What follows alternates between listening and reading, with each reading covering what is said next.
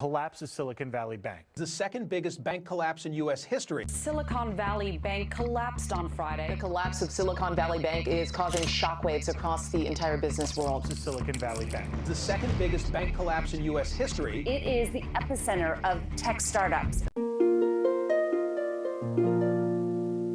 दुनिया के किसी भी बैंक में आप पैसे डिपॉजिट करने जाएं तो इस भरोसे पर जाते हैं कि वो बैंक आपकी अमानत में खयानत नहीं करेगा, और अगर किसी वजह से ये खयानत हो जाती है, जो कि अक्सर तारीख में हुआ है, तो फिर बात सिर्फ उन लोगों तक महदूद नहीं रहती जिनके पैसे डूब जाते हैं, बल्कि ये बेचैनी बाकी डिपॉजिटर्स में भी फैलती है और इस पूरे मामले की वजह से किसी भी मुल्क के माशी निजाम को एक बहुत बड़ा धचका लग सकता है। अमेरिका में इस वक्त ऐसा ही कुछ देखने को मिल रहा है, और इस बेचैनी को खत्म करने के लिए क्या किया जा रहा है, इसी पर आज बात करते हैं। हाल ही में रियासत कैलिफोर्निया में मौजूद एक बहुत बड़े बैंक को अपने दरवाजे बंद करना पड़े। सिलिकॉन वैली बैंक नामी इदारे का दिवालिया उस वक्त निकला जब इनके डिपॉजिटर्स की एक बहुत बड़ी तादाद एक साथ अपने पैसे निकलवाने के लिए बैंक में पहुंची, जो कि किसी भी बैंक के लिए एक बहुत बुरी खबर है। ये डिपॉजिटर्स अपने पैसे इस बैंक से इसलिए निकलवाना चाह रहे थे क्योंकि हालिया कुछ दिनों में इनकी फाइनेंशियल मिसमैनेजमेंट की खबरें बाहर आ रही थी, और जैसे जैसे ये खबरें बाहर आती गई वैसे वैसे इस बैंक के स्टॉक्स की वैल्यू भी नीचे गिरती गई और डिपॉजिटर्स में मजीद पैनिक बढ़ता गया।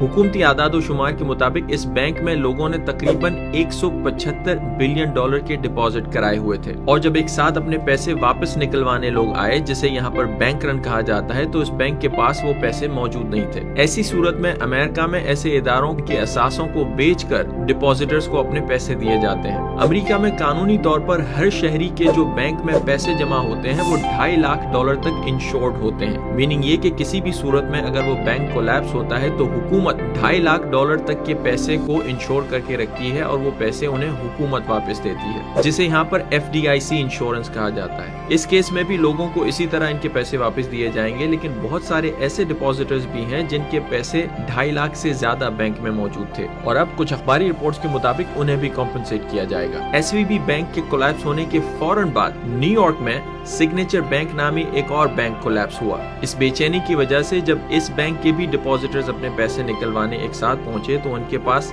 इतने पैसे नहीं थे कि वो अपने डिपॉजिटर्स को वापस कर सकें, और आखिरकार इस बैंक को भी अपने दरवाजे बंद करना पड़े।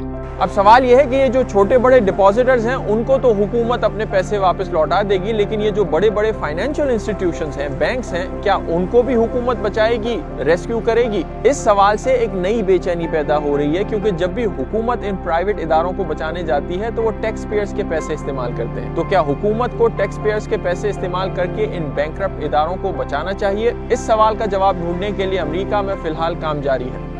That's it. See you next time.